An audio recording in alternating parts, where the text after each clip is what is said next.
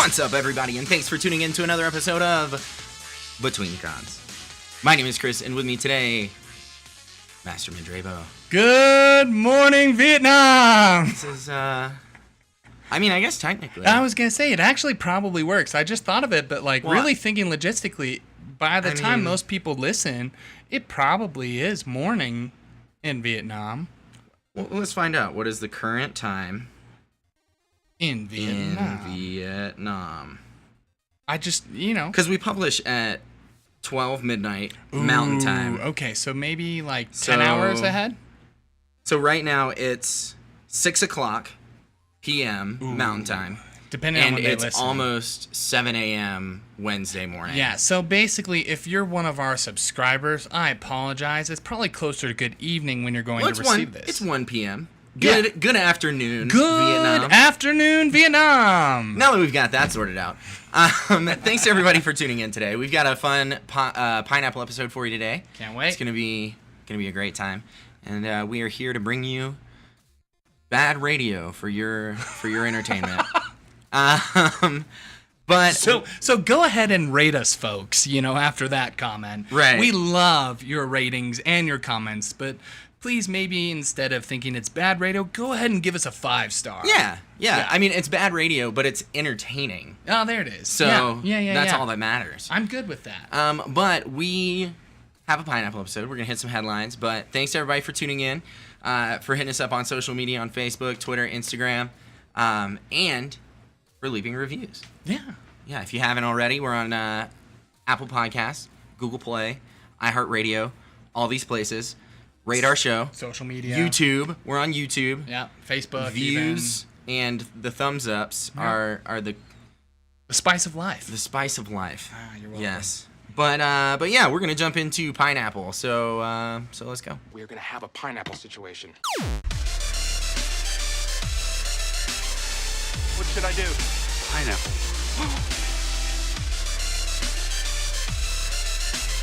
The word that cannot be spoken. Pineapple. Just want to say pineapple. If Pineapples are fun. My dad used to throw them at me. Pineapple. Seriously? Wow. All right, so this is the only potential spoiler of this list. So I figured I would state it first. So yeah, if you're not caught up with the Defenders, this is a spoiler alert. So stop listening for a second. All right, so based on that, Luke Cage Season 2 reveals a first look at the character Misty's new bionic arm. Now, Misty is that cop, if you're all caught up on the Defenders, who just gets her arm sliced off, which leads wonderfully into her more comic book true origin, where she gets a bionic arm. I think Tony Stark gave her bionic arm in the comic books, and so I don't know if we'll get that on a Netflix series, because they'd have to pay a lot of money to Robert Downey Jr., but that'd be cool if it happens. So, yeah, check it out. It's a cool little arm walking around with Luke Cage looking all BA. Pineapple. So we've talked about the Hellboy reboot a handful of times. David Harbour gonna be Big Red in that one. Well, Ed Skrein recently was cast as one of the characters. Ed Skrein is Francis, also known as Ajax from Deadpool. Yeah.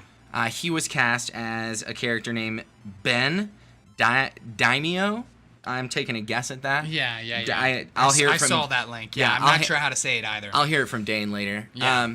But he was cast. Love you, Dane. He was cast as him, and he is a member of the BPRD, and he is of Asian descent. Yeah. As we know from looking at Ed Skrein, not of Asian descent. Yep. And I believe specifically he was half Japanese. Yeah.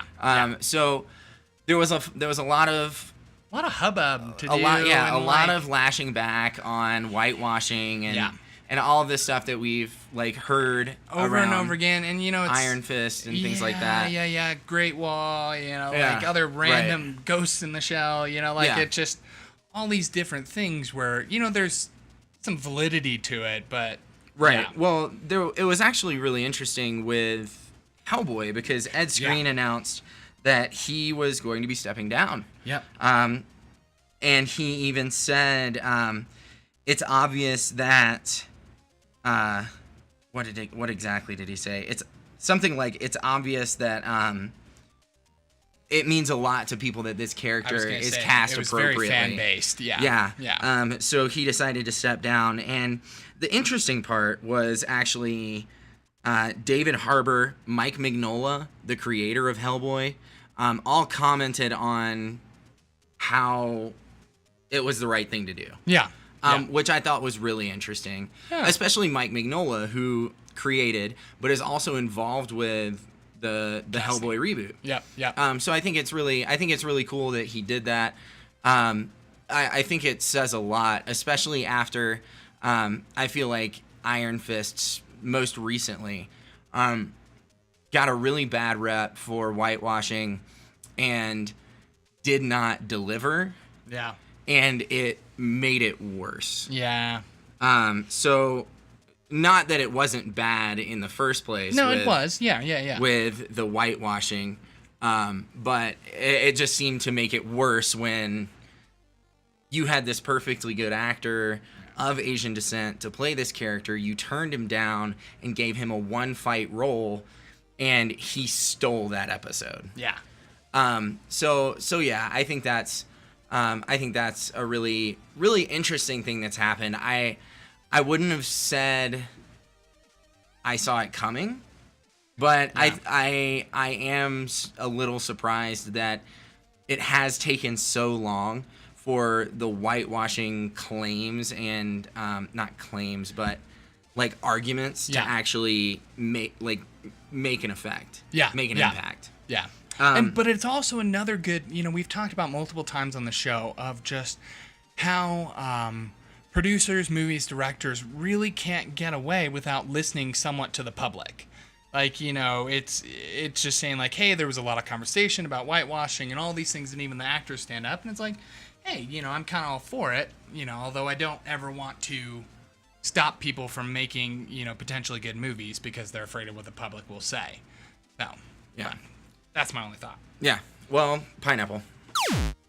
All right. Well, X-Men Dark Phoenix, as many of you know, is said to come out in 2018.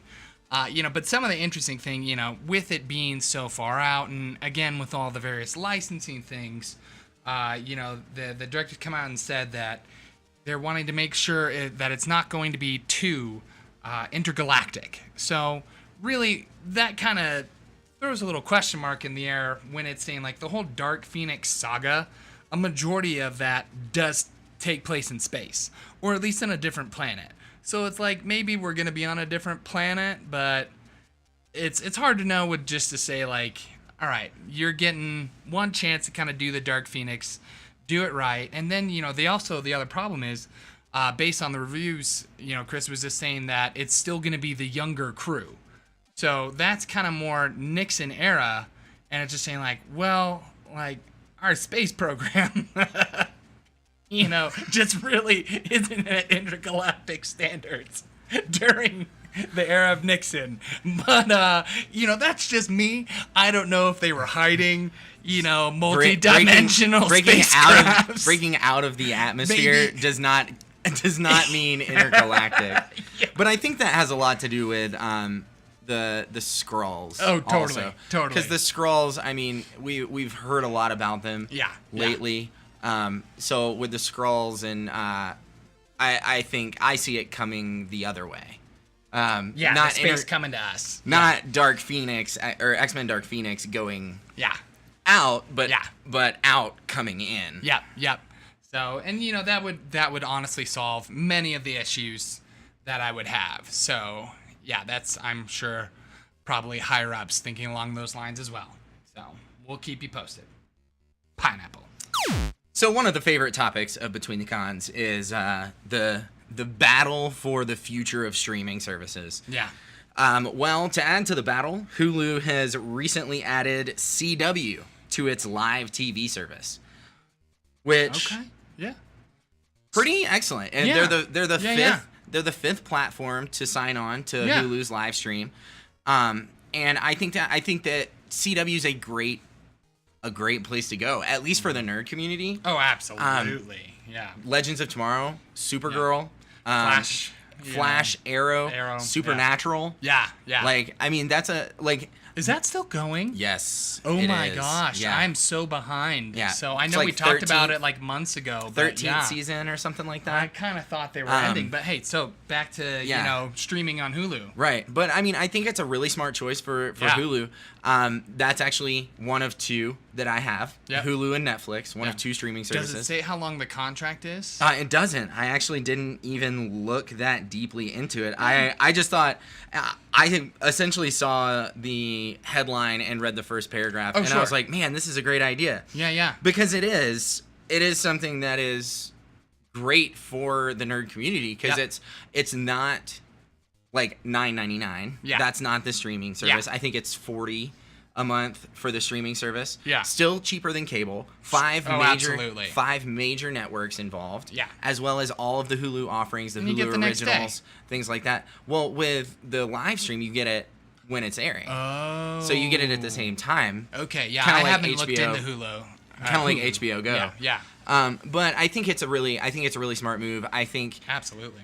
with the cult followings that some of those shows have, even outside of the nerd community, like Jane the Virgin is on CW, and they've got a handful more that are also good. Crazy Ex-Girlfriend is another one, but I think it's a smart choice. I really do. And honestly, it's just combating against, the other powerhouses and even the potential powers, is like we talked about with Disney. So it's, good for them for picking that up. Pineapple. All right, well, Evangeline Lilly's Wasp costume is revealed with another not surprising celebrity tweet.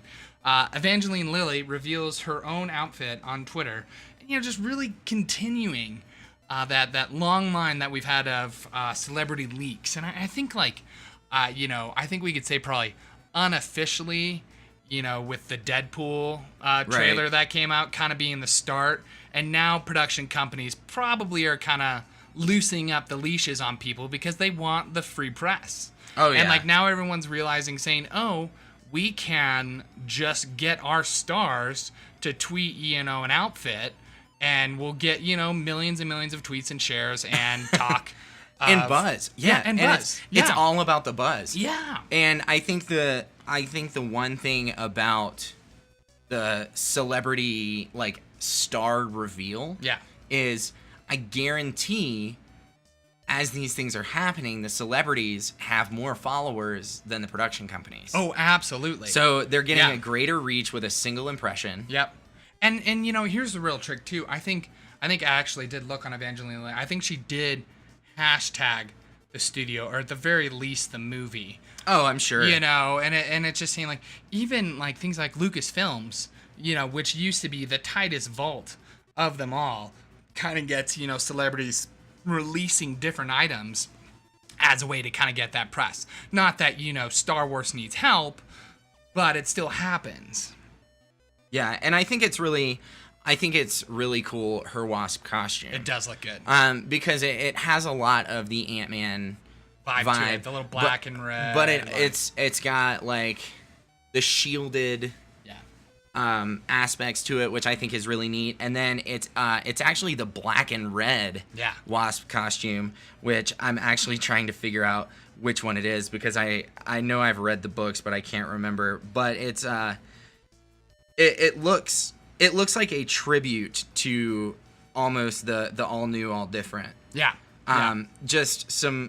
The all new, all different is a lot more over the top. Here it is, the Unstoppable Wasp. Okay. Is what it reminds me of. It's just the red trim. Yep.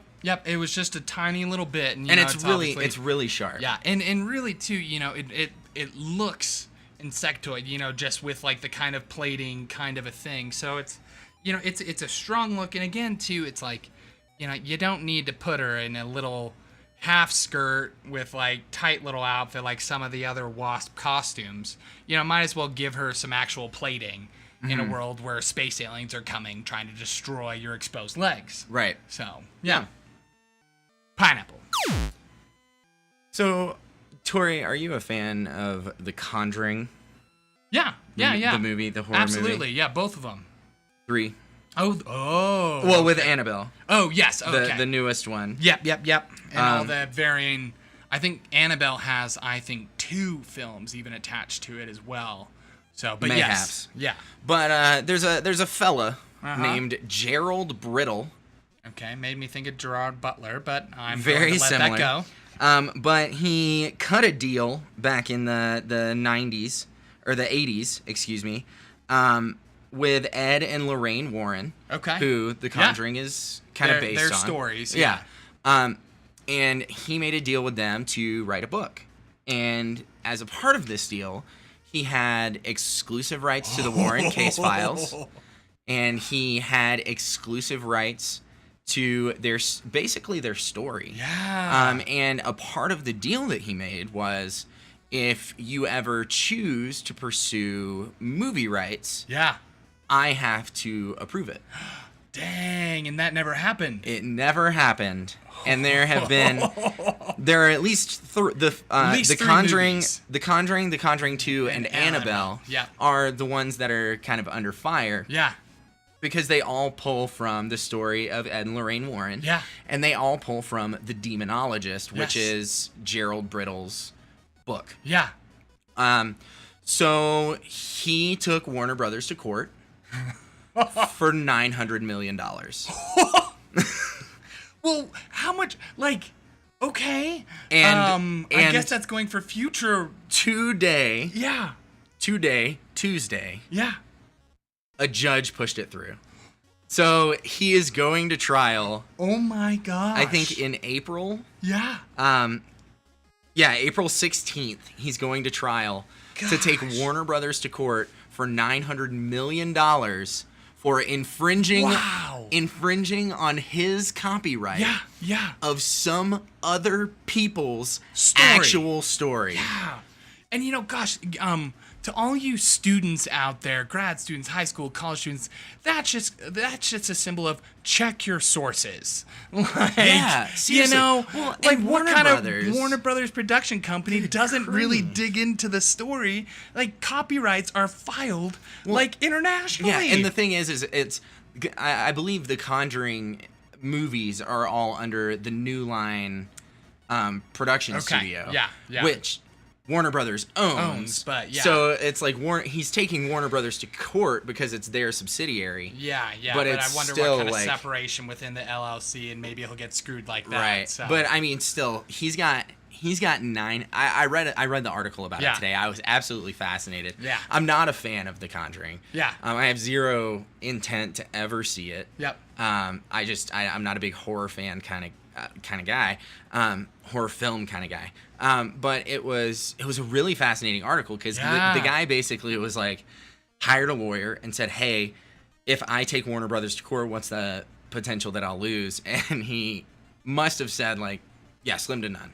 Yeah. And I mean, I'm sure it kind of blew it out a little bit, but the article made it seem like the court, hearing, the judge hearing the actual cases, it was over like that. It was just we're going to let this one flow through. Yeah. Yep. Yeah.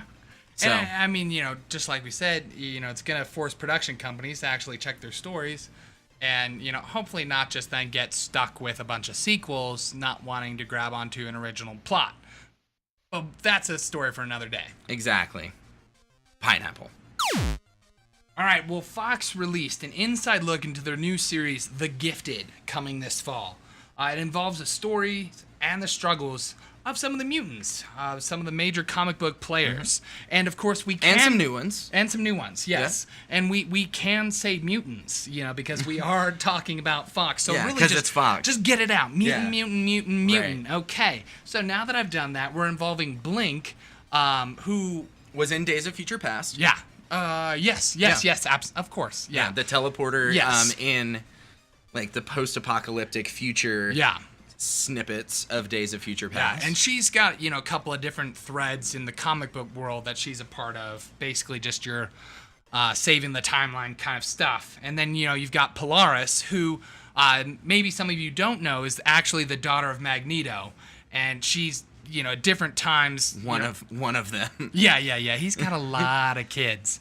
Hey, when you're an evil, super mastermind villain. Oh yeah. Like, yeah. Why not? You get around. And here's the thing too. He's got to be thinking, saying, "Well, probably gonna pop out another amazing supervillain. So I don't have anything to lose here in the battle against the X-Men." But yeah, Polaris growing the Brotherhood. See, there it is, or Sisterhood, I guess. But yeah, so basically, they released a featurette just talking about the story. You know, it was pretty interesting. I'll admit I watched part of it just because I was about to go drive here. Actually, but yeah, so I would check it out. Educate yourself. Educate yourself on Fox's website. Pineapple. So speaking of Hulu, Hulu is adapting one of my favorite comic book series to a television series. Okay. It's called Locke and Key, Locke and Yeah. Key, and they have just announced who is going to be playing young Locke. Wasn't he on was he on Stranger Things? No. No, sorry. it Who is was it? Jackson Robert Scott, who is the small, tiny human boy from It. That's coming out soon. Okay, yeah. I Yeah. think I saw it. That's why I had like a yellow raincoat or something in my head, like where he gets captured or something in the trailer. Yeah. But okay. But he's going to be playing Bode Locke, who is the youngest of the Locke family. He's 8 years old. I mean, he's a classic 8-year-old, filled with imagination, bright, spirited kind of kid. But Locke and Key is really cool because it's kind of horror, but it's a lot of fantasy. Okay. And it revolves around 3 siblings who move into this like inherited home, like mansion. Yeah. After their father is murdered. Interesting. Yeah, and it's about like magical keys in the house that give the key holder different powers. Huh. So it's super, super neat. Is it a series? Yeah, it's gonna be Great. a series. Even better. Yeah, so it's gonna be really neat, and I think it's gonna be really great. It's an IDW comic. Honestly, when it comes to independent comics, like you pretty much can't lose. All right. Especially with like IDW. I know Image isn't so much an independent comic anymore. They're one of the big 3, so Yeah. they don't really count anymore. Yeah. But Image, IDW, I mean, it's IDW's Locke and Key is an absolutely fantastic story, and it's been chugging along for years, and it's so good. But I'm really excited. Yeah. Really excited about the Locke and Key Hulu series. Yeah, I mean that's pretty much all I can say about it. I think Love it's. it. Yeah. I'm so excited. When are they saying it should come out? I'm not sure, but I'll look while I say this sentence. I'm really excited that some of the good non-superhero comics are really starting to get a lot of groundswell. Yeah. And a lot of attention and getting adapted into cool stuff. But it doesn't say in the article when Hulu we'll is keep you planning posted as always, Locke and so, Key. Yeah. But it'll be dope, and that's all I got. Pineapple. All right, well, with Force Friday quickly approaching, or fastly approaching, if you just want a little FFF, Star Wars 9's gearing up for production, you know, even before we release Star Wars 8, is, of course, how these things have to go. It's hinted that there might be a return to Jakku. This is based solely on the fact that the production team is hinting at returning the actual real-world location of Abu Dhabi, where they had filmed some of the sets for Jakku. So even though Abu Dhabi sounds fake, it's actually in this Earth world. Yeah, it's a real place. It's a real place. You know, a lot of times we talk about very fake places, but yeah, this one's real. So this, of course, you know, could mean very little, you know, as there are probably a lot of desert planets, you know, Tatooine, for example, even, Sure. you know, in the Star Wars world. But it could also connect us to more of Rey's past, which we're all pining for, you know, just trying to figure that out. So, Pineapple. Last one. here we go. Gotham. Oh yes, I saw this. So Gotham has been the little engine that could. I feel like since season 1. They're trying so hard. But they're doing well. Yeah. Like that's the thing is they're doing well. They're bastardizing a lot of our childhood with do what you want. All of a sudden Poison Ivy's a full-grown woman when she was a child in like season 2. Yeah. And like plant food. The age gaps, the age gaps between the characters are far from what they should be. Yeah. But needless to say, on the side of they're making their own universe battle. Sure.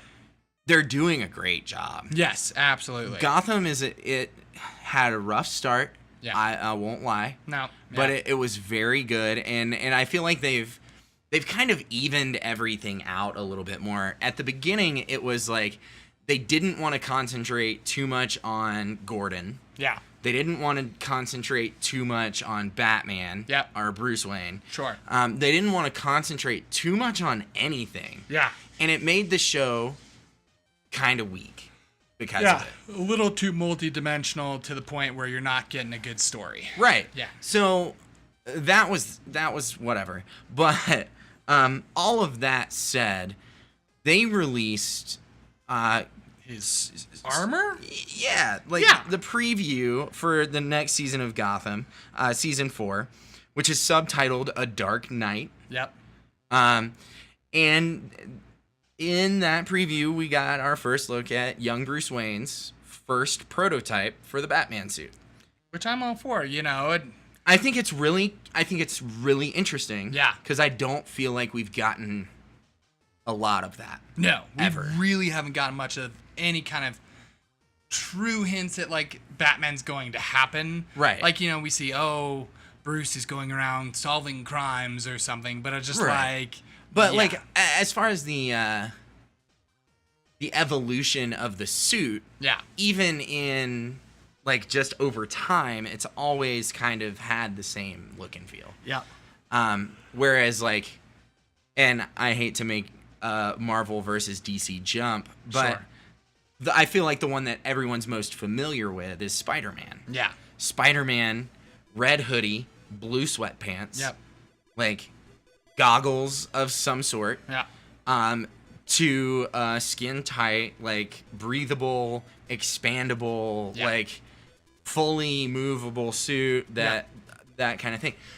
From a sweatsuit. Yeah. Like from your 85-year-old grandmother, like totally power walking around the block. Yeah. But this suit I think is really interesting. It looks hilariously bad. It really does. Like if you look at it, it's like it even reminded me of like the Batman origin comic line where it's like basically Batman goes out his first night in just like a ski mask. Yeah. And pants, and it's like we're a little bumped up from that. It's a step up from Kick-Ass. Yeah, there you go. But it is a long way from Batman. Yes. And it looks kind of ridiculous. Yeah. But at the same time, I really like it because it has within itself a lot of callbacks. And given, I will say, even though we're well into this point already, I do have limited knowledge of Batman comics. If there are Batman origin comics out there, I haven't really read them. It's like I've read Dark Victory, Long Halloween, like Hush. It might have just been Court of Owls, one. things like that. I've read some of the history or some of the high points for Batman, but I haven't read a lot of the history. But this reminds me a lot of, again, flopping back to Marvel, because I feel like they're a lot more well-known in pop culture. Yeah. It reminds me a lot of Daredevil. It's a black Daredevil suit. He's got given the mask does appear to be armored in a bit. Like, to a point. Yeah. And then he's got basically, like, a padded, like, plated black motorcycle jacket. Yep. Like, it's a very hodgepodge teenage Bruce Wayne Batman suit. Yeah. At least from the look we got. Totally. It doesn't look to be millionaire gets Lucius Fox to build a suit. Yep. It looks like hodgepodge teenager sneaking out behind his butler's back Yeah. made a suit Gosh, of... have we seen that happen in Gotham? Right. Yeah. You know, the one I was thinking was the Batman Year One. Batman Year One. Yeah, that was where I was thinking where, you know, But they even took still it, in but Year even, One, he even still does in Year develop One. into his suit very quickly. Yeah, it's... and I mean, I feel like every superhero develops into his suit very quickly. Sure. Because that's kind of a silly... Need drives you, kind know, of a silly thing to get hung up on. I feel like at least from my comic reading experience, the one character that has spent the most time in different suits during evolution is Spider-Man. Yeah. Because he's a teenager. Yeah. Like, he starts fighting crime as a He young probably grew teenager. out of his first couple of suits Right. because he was still growing, you know. And then he didn't start being able to, like, buy materials to make a nice suit until he started working for the Daily Bugle and he started selling pictures of himself to the news, which I think is hilarious. It's so great. But anyways, I think it's a really interesting road we're gonna see traveled down come season 4 of Gotham, subtitled The Dark Knight. That's one thing I have liked about Gotham is every season to this point has a theme. Yep. And I think that's really neat. And you can see the theme progress. Yep. And we're finally at a place where we can now talk about, like, you know, the Batman. You know, Right. like the other ones have been, you know, the development of others, like we talked about. So hopefully this will be a Batman-oriented season. Yeah. That being said, Gotham season 4 is debuting on my anniversary Aww. with my wife. September 24th. And the week before my anniversary with my wife. Yeah. Well, You just had to jump on that train, didn't you? I did. Yeah. Yeah. Anyways, Tori thought it would be a good idea to get married while I was still on my honeymoon.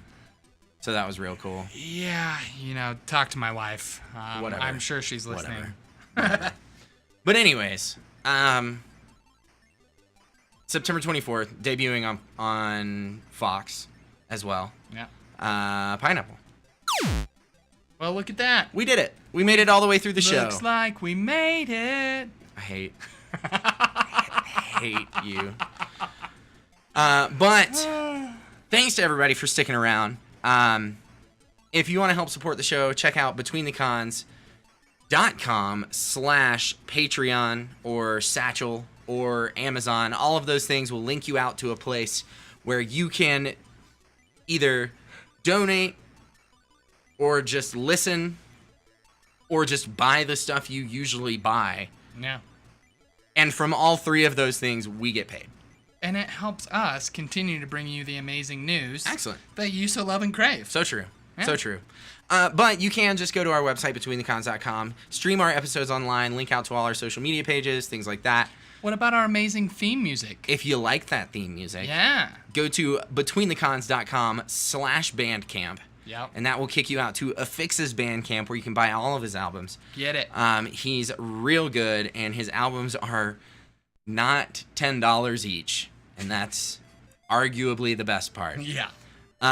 But that's it for the show. Make sure you guys subscribe. Betweenthecons.com/subscribe. We release new content every Monday, every Thursday. Because we're awesome. Because we're awesome. Yeah. And we're going to be back on Monday. Oh, yeah. Just the two. Just the two of us. If he wasn't going to sing it, I was. Just the two of us. You and I. Anyways, we're going to be back on Monday, and we're going to be talking about all the movies that are coming out, all the big movies that are coming out for the rest of the year. Basically, good old summation. And talking about the ones we're looking forward to seeing. So you guys don't want to miss out. Tune in on Monday. And in the meantime, you guys have a great weekend. See you later. Bye!